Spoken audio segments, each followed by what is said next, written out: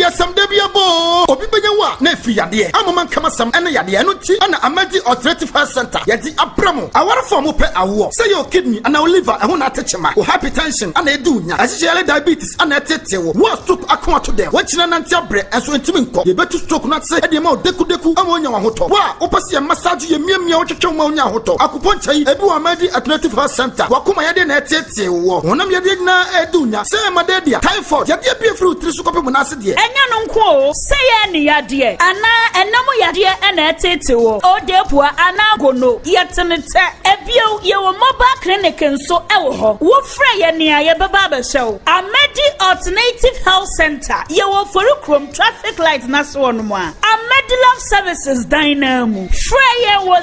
0541 143168 0202 913511. And Cry Pokia say rock it down 0502 45097.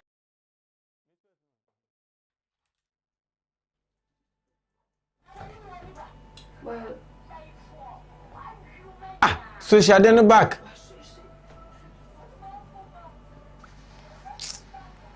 But you answer entry homeless is here where the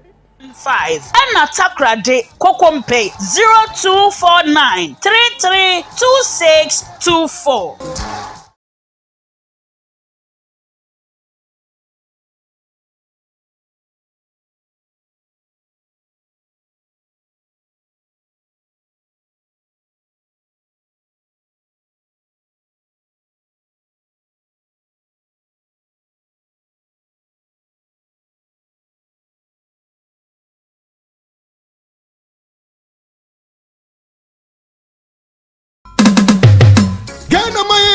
Yedia some debiabo. Obi benyawa na fi yade. Amoma kama sam ene yade no ti ana Amadi Alternative Health Center. Yadi abramo. Awara form pe awo. Say your kidney and our liver and na techema. O hypertension and edunya. Asijele diabetes and etetewo. Wo stroke akwa to them. Wachina nantia bre enso ntimi nko. Ye betu stroke na say e de ma deku amonya wa hoto. Wa opasi ya massage ye miamia wo twetwe ma onya hoto. Akuponcha yi ebi wa Amadi Alternative Health Center. Wakuma yade na etetewo. Onam yade na edunya. Say madedia. Typhoid. Yade bi fruit tri sukope mu na ase de. Enya no nko say ye ni yade. Ana enamo yade na etetewo. O depua ana gono. Yetenete ebio ye wo mobile clinic nso ewo ho. Wo frɛ ye nia ye baba ba show. Amadi Alternative Health Center. Ye wo forukrom traffic light na so no mo a. Amadi Love Services Dynamo. Frɛ ye wo 0541 143168 0202 913511. And Cry Pokia say rock it down 0502 450975. And Atakra de Kokompe 0249 332624.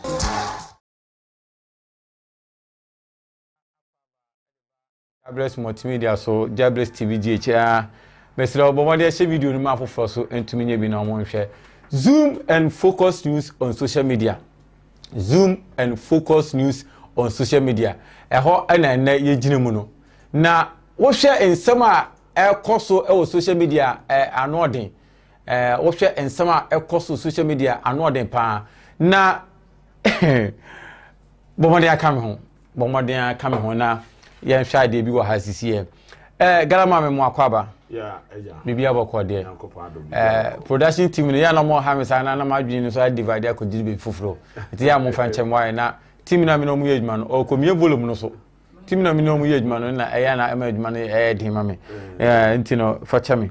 Bibi aboko de. Yankopon adom. Eduma mu so eduma mboko. Na o ma so o mu nyina ho ye. O yere so Me yere ho ye. Na o yi ni de akeka enyo. Chese obi bi so say o yere ho tisin a o si na se umuzu ya sa Dabi ye nka de obi bi so asem na wo de yi ano a wankasa yi wankani yi kura wankani yi twesan asema me be twesan se ene na je se mi se asantefo book no ye yi free mun ye wo kasa bi wa ye ka sa mun shem ene o kasa bi wa yen kasa amum ni hye nti mesre so obi bisa wo yire se wo yire hu tisen na wo kaka mu dia ne che se ablabo no enko yie ma me pa chaw nti bo mo dia na yifi ya metimu egoyi engoyi ebi ya wakọ de adum ene wa nko adwuma adwuma de se meti adwuma okay adwuma na bi so na wo yi okay na what did you call say NDC mo edo me nya politics but akwai to say the call no ne kama asem we zoom in focus news on say asem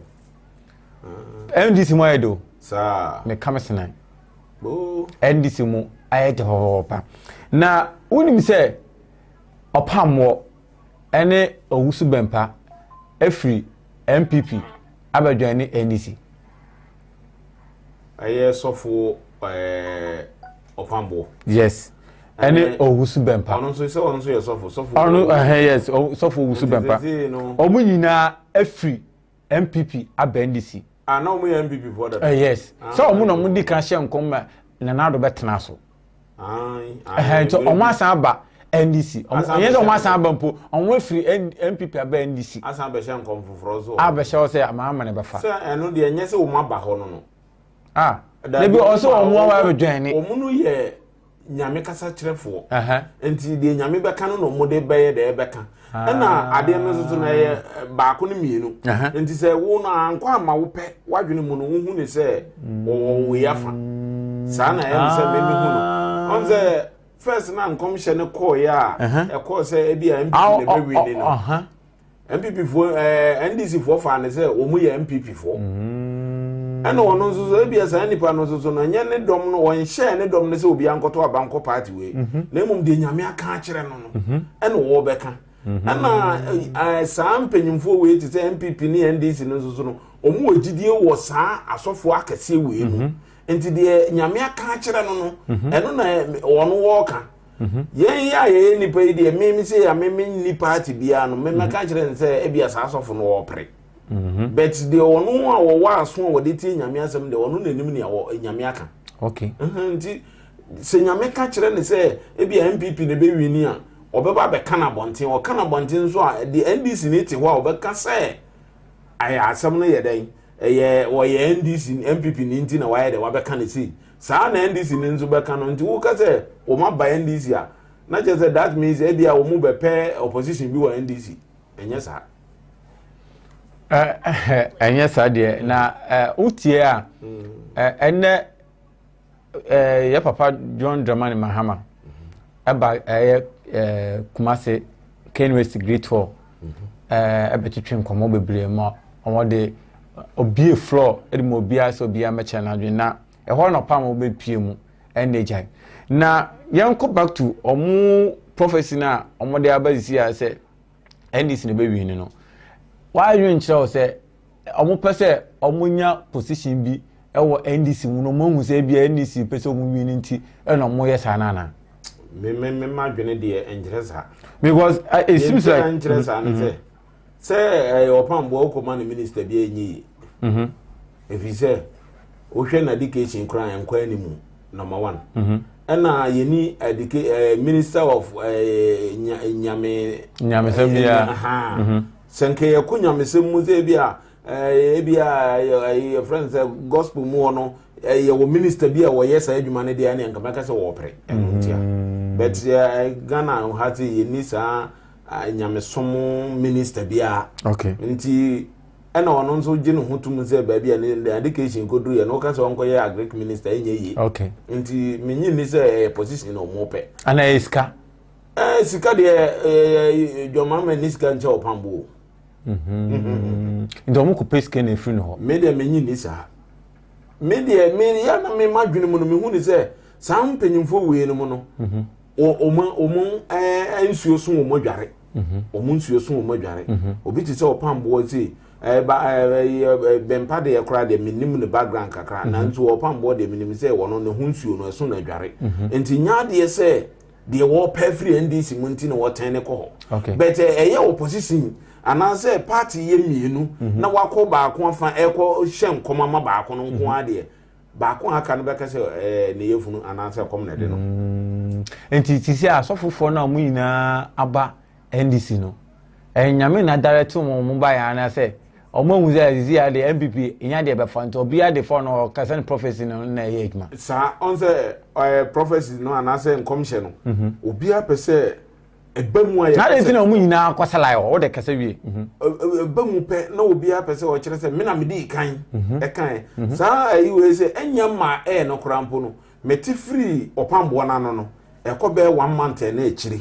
se Mama ne be wasi mama ye ababiu okay den ya no matter ma na sori dem ho no MPP fo ko ho okay se nka omu kwa dane prophecy no ena o kan kire o se nyame aka no nyankopon nane no a wono so ntimi nane no meti sa asem no wo ni TV no so okay enti free wono mu no minim se bia nyame asan kasa kire no a because omu de omu waso omu de tie nyame asem okay enti wono nti omu hunu se ebia na je de nyame kan no wansesa no enti za na tie de ne na sa nipa we odi na nim ebia o na so odi na chi ankunim de beba okay enti whereby say azan we there is sisi an say whereby say koba ne say MPP na fa na timi zinu yankopon otwa ntro ana ani na nyame atwa tro hey sesa so omu na eti nyame ade we be tio ise mu ina mu kodwane akọ prophet Nigel Gezi on the no we this for that but offense Owusu Bempah we no Owusu Bempah aba NDC because of say no only MPP for ni na na do munya encounter bi na emi so gina so me bufu na ezi o say obeka NDC ho na wasan hye nkom say NDC ne befa tio ezi anu so no Opambour so ahye nkom say NDC ne befa Prophet Nigel Gezi anu so ahye nkom say NDC ne befa ansa na sofo bi nso bebre ye ni mo mo so ahye nkom say NDC ne befa Dr. Mahmudu Maumia ono so enema ono so okọ no baby ono so konsole ye bo mpai ma no okọ ahimfo mo so ehira so ma no ti bi mu fa soro no na bi su mfafo and this table no 10 na NDC fa Nyankopon na edi atro na se yisi na edi atro nyame na edi tro and the mind game ana Nyankopon edi tro kire se me miti we menti nyame ne saawo me meti nyame ne bia da yesu mu kakra bi okay but sa mpanyimfo a woka ho asem de yen ya yeti Ghana man mu anase ye ni pesun de yen ye hu se omo ni nyame kasa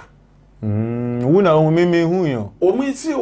your friend prophet okay a prophet Opambour say we yen commission Reverend Owusu Bempah your friend on say title na kire say wotimi ni nyame de edin komo enti wono beka na amamu a na dwene mu no hu ne say enka wono de wo ka de ahye ne ho animonyam na amamu no de ede na me a me menti nyame ne menka kire no sami de menti nyame ne okay enti wo na wa nyame nsom a wo na wa di nyame edin abe de abedi tro okay enti se pase se Nyankopon da bibie di na eye public se antimi nko kan kire mama se mama wa feli ese se me kan kire Opambour se wa feli efi se on na ti nyame ne enti se wa share se nkom no so opese na mudie ne ewie peye de a na da bia won koso ne Nyankopon mo mpaye se de awurade e wo kan kire me no manemrem but Galaman me hun se man game o e ba cho MC amani nko anoma no esan to so mi ensan me fa mo ho ncham politics mind game dada Lydia me say unim say mind game bi na asofofo no ewidi wasade no say asofofo no omuhun bebia omodo omuni clear ade na kwa no modern madwe di chire ananse nyame ankasa na kasa kire om na meka se omuntam omunu ani nyame ntam asem ka no eda so nko efi se obi timi hye nkom se asomasi ubra bewu na eni nansan ne na yare ahyase abon so ebasa ne nkom hye na ayeden abamu wonyamu ide bet so far as waka se oba bewu na yare abon no de that means ya ben wowu okay enti wo nse na busuafo no nyina ayeden etum nika kosa ni pakro okay Osi sofo enye politics meboa. Dabi. Sofo enye politics. Eni kwan. Sofo enye politics. Dabi. Okay, eti ene asofo omko ye papa ex president John Dramani Mahama ne shiemu na one asofo ko shiemu no. We no pam woko ho. No ko no raise comment bi. Sa comment ni de me pese me nko meti. Ye mo modde ni nko kuti ni mresisia. Wari shra obia. Na mi srabusa se Ghana card etimi me nyaka ebetima me nyaka free because koso manimu a me ntiase be se me ma obia nso nu se Ghana card ebetimi de nyaka free a because bibie no e kire sa se ebetimi de nyaka free o ma biem no wa e check free wo enam be se me busa sa 7 no ne ewura President yi ano ma me misre na da Roma se ebetimi me anya ka free a na ma yemfa ya honto so because yentimi nya na ye sa nti sa na da 7 no eno no ana biem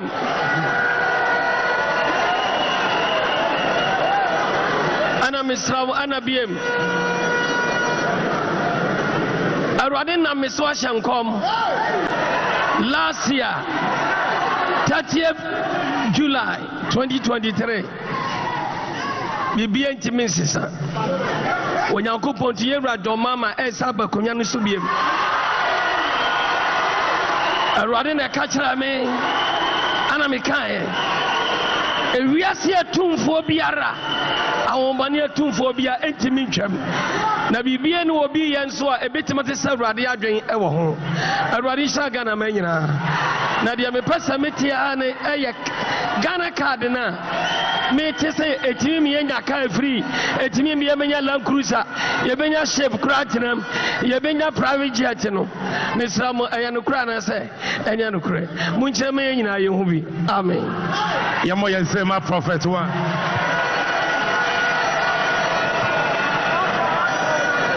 the cray yakufo nim ne se ye wari shra obia na misra busa se Ghana card etimi me nyaka ebetima me nyaka free because koso manimu a me ntiase be se me ma obia nso nu se Ghana card ebetimi de nyaka free a because bibie no e kire sa se betimi de nyaka free o ma biem no wa e check free wo enam be se me busa sa 7 no ne ewura President yi ano ma me misre na da Roma se ebetimi me anya ka free a na ma yemfa ya honto so because yentimi nya na ye sa nti sa na da 7 no eno no ana biem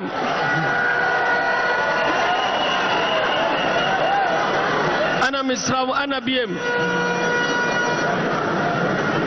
arwade na miswa shankom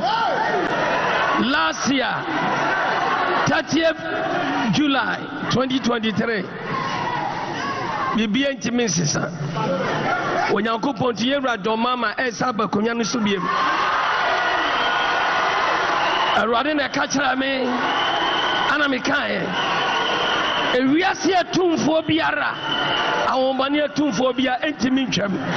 na bibie no obi yenso a ebetimate se arwade adwen ewo ho arwade sha Ghana manyina na dia me pesa metia ne Ghana card na me tese etimi me nya car free etimi me menya Land Cruiser ye benya shape kratinam ye benya private jet no misram ayano kra na se enya no kra munche me nyina ye hu bi amen yamo yensema prophet wa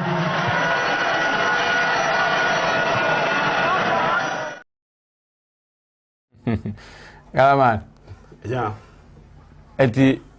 the Opambour kan ose ono nkwa na Nyankopon ka kire no obi entumi ntwam ono nkwa na Nyankopon ka kire no obi entumi ntwam kasa se wutie bi wose awurade na aka kire no ono yes se maama bedi nkunu enti ewiemu atumfo bia entimi ntwam enu nti na me pese meji sa asem we hu akini if he the prophecy di on me je ankom hye di okay ena sa papa no a ye frɛ no Opambour no ne nkom hye so ekleke ba ka akofo don ko ho MPP fo mpanyimfo bi akɔ sometimes ago mama afia no ama wono wɔka kyerɛ panyini bi wɔ na sɔre dɛm hɔ sɛ ɔba benya stroke papa na o Opambour no wɔka kyerɛ ne sɛ ɔba benya stroke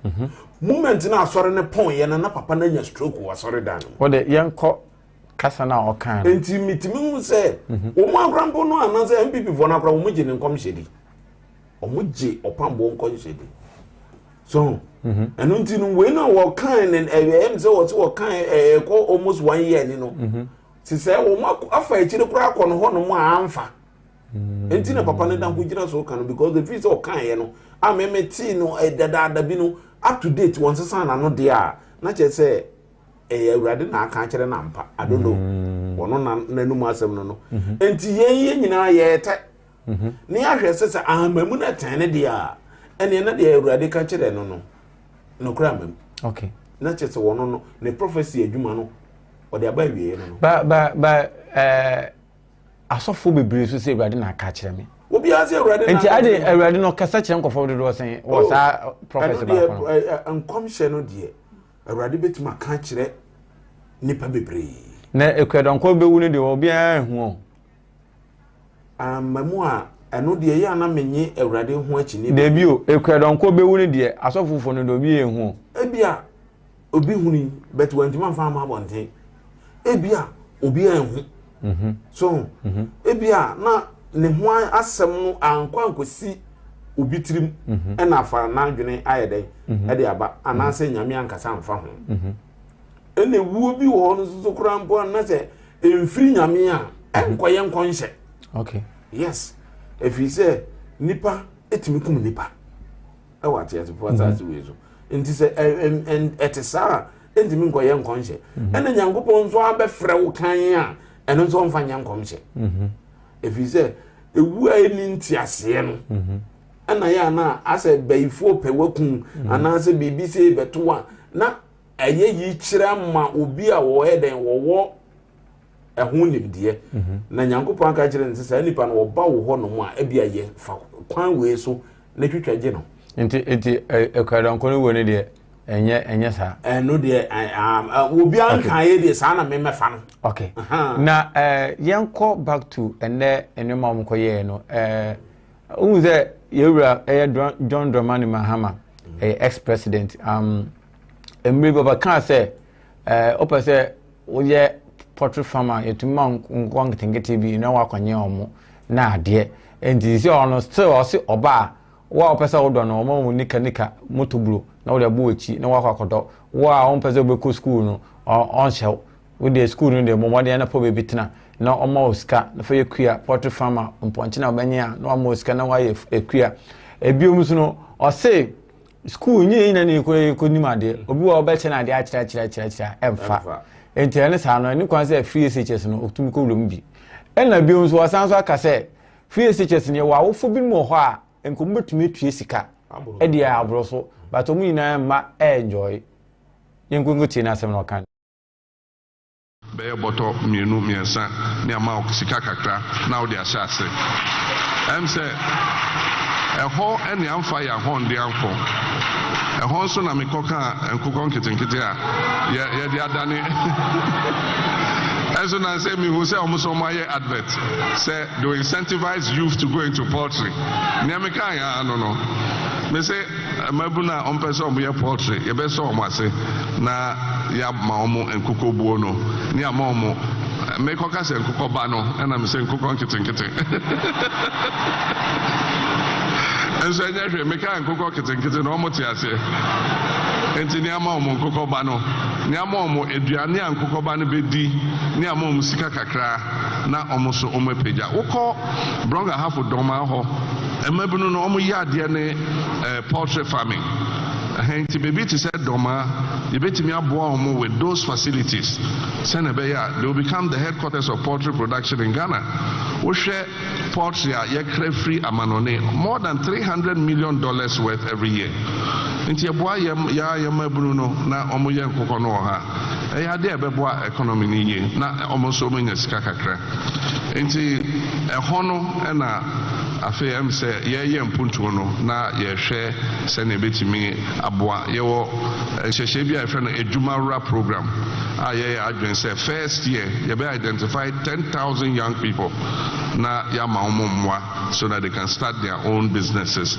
little by little. And krofo ene omo ye a omo wo factory ne ade ade omo so omo sha say sa kakra eno di pejai enti eno so ya ade ye be hwe enti em say ni twaton madam ase.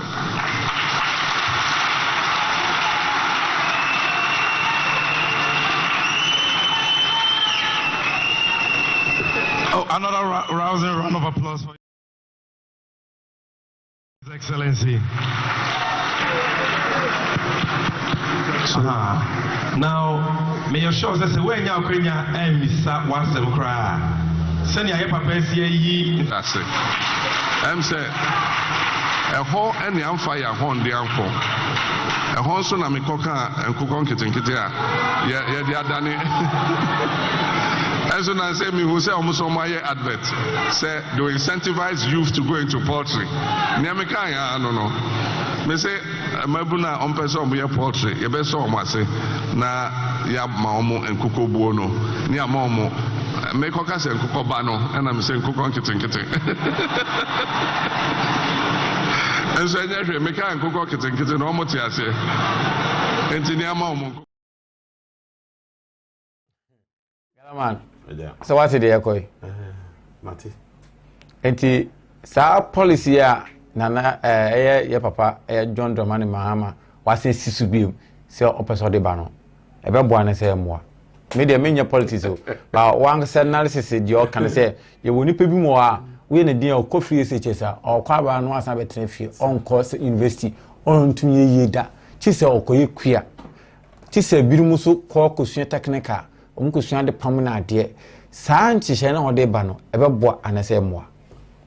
ja ensem no wo ka no yesi bonichiri fo kasa kire ne ma aya wonte na bebu okay ensem no wo ka no enam se onye akoye politics ntino obi tia eye ne sere okay de wono nso wona fan so tia eye ne sere eye na neje se ade a wo ka no ebe wie peyo okay na me nso me ye neutral ye okay me metima ka se papa no asem a wo ka no adwene wo okay if you say sa free education no me metiwe me ma me ensa e na enjoy bi okay why ba ko pe e na etime free education akọ university poly akọ wie okay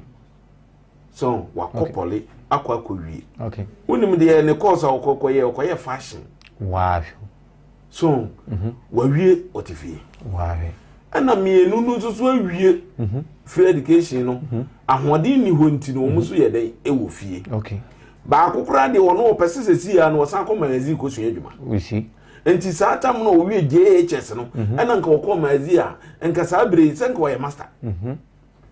enti ase free education ni timi pia nipa ko nanim gidigidi ba wo ko duru ende of free education ho no mo wie a na sisi ya no omu sise omu de tertiary na say de bend ya kan say ntoaso no ebe ba be ka ho say ebe ka ho de ene na nka omu awie okay na so mo ndima mfa nka ho de na say ye SS no nko ade a bra kofi ko no gina nkwantie o okay efi say me de me ba ko bi okay me nim say de siti okay ntiro enya de say bia maka say enye okay me ka sa mabra nyame me ka sa okay eye okay nemum enye nkura ni nyina nim de na kire se owie JHS esese woto an ho so okay enye nokura okay because akola bi wo no mo be wie JHS no wo de no kwa SS na na aye te se waste ni cha wo be wie SS be wie na afi no wo pa adwuma asua we ne dan be sua adwuma won timi ntoa so se SS ko F university no enough for mo bra me wo university for me hwe wo mu na me wo me ankasa me taxi because of university ninti me ye dem ton so what you say enti no university na na form enti se na hoode ni nyina free SS na kogina university ho enti wono hunu se ontimi en support university dia ene na wo a wo pese wo free school mu koye bibi ama sika ba won sem kojon cancel we na kan wo say sika free school nko yes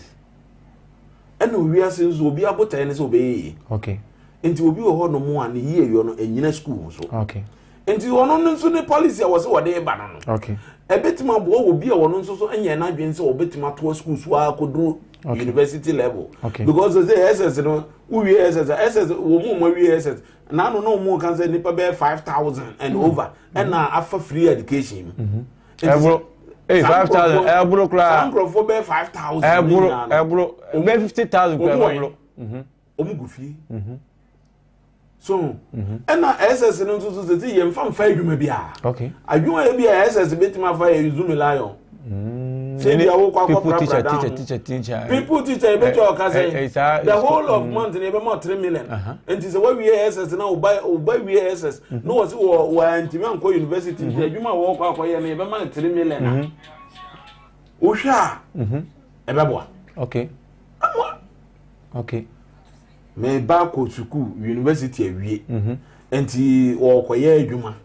adwuma wo kwa akoye no anakatu ya 3 million people teacher say na mutia mo but international yeah international 3 million we kwa cost la 500 cedis so entime mo okay enti sa akola we no okomazi no kotu ya adwuma okay dey kwa bot me 100 cedis 1.5 200 cedis ato no bottom papa na say sa na tie dia wunya asase a mema nkokọ nkokọ ngete no okan no wote nkokọ ene no obezo okan na twi no ABD ni kakra no kota na nkokọ ngete de ko yes dey on social media dey ya ti media ate nkokọ ngete am passen ko obetima ya nipa bebre enim de ne ye botaye we etirim se ko mbe portrait omo awie SS nkwan dia obi wo ho no ma na say ye wa agric minister wo okay e dey na man ye friend agric minister enye kuayo oh yes nti se woni sa anim de na nka be de na onya minister na agric minister okay nti se we agric minister na to want man create BBC ya na wa agric minister na we ye me na me nkodo board ye mra na wo fakogu kantamanto na ton na ka kire me se we agric minister o abra won order wonum say last 2 years or 3 years ni board ye hu ye de no na agric minister wo Ghana ha na okọ ekoto board egu ka mu de kọ kantamanto koton what is that enti we nimdie wo mu ne say okay ade enti na me pese me ye kua no wontimi ensom asene ma me nya asase na me so me nya den me nya board ye ma na nka me nua na board ye ne bakura mpo no a nka wo board ye ma ne sika no ye ti free mu a me so manya biadi